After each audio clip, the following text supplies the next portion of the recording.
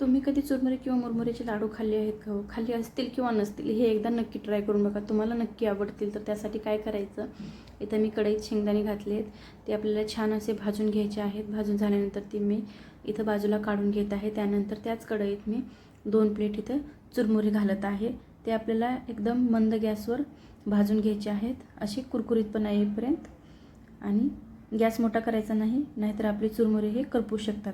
आता मी इथं ते बाजूला काढून घेते आहे. त्याच कढईत मी घातलं आहे 1 चमचा तूप आणि त्या तुपामध्ये आपल्याला घालायचा आहे आता गूळ.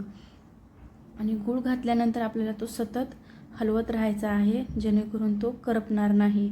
जर आपण त्याला अशा प्रकारे नाही परतलं तर आपला गूळ हा जळू शकतो. त्यामुळे काय करायचं, तर चांगला फेस येईपर्यंत आपल्याला हा गूळ असाच परतून घ्यायचा आहे. इथं मी 1 वाटी घेतली आहे. आता आपण याचा पाक चेक करू की तयार झाला आहे की नाही. बघा, याची छान अशी गोळी तयार झाली आहे.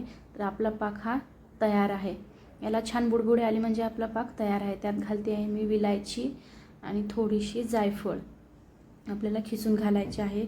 त्यानंतर घालते इथं मी जे आपण भाजून घेतलेले शेंगदाणे होते त्याची मी साल काढून घेतली आहे, ती घालते. त्यानंतर घालते बडीशोप आणि ते एकदा छान असं मिक्स करून घ्यायचं.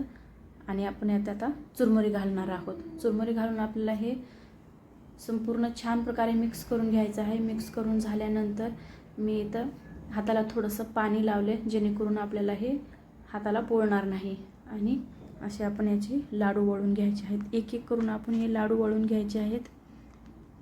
यात एक गोष्ट लक्षात ठेवायची की जे कढईतलं सारण आहे ते थंड व्हायला नाही पाहिजे, नाहीतर मग त्याचे लाडू पटकन वळले नाही जाणार.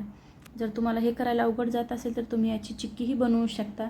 आणि ही रेसिपी आवडली असेल तर चॅनेलला नक्की सबस्क्राईब करा. भेटू पुढील व्हिडिओमध्ये.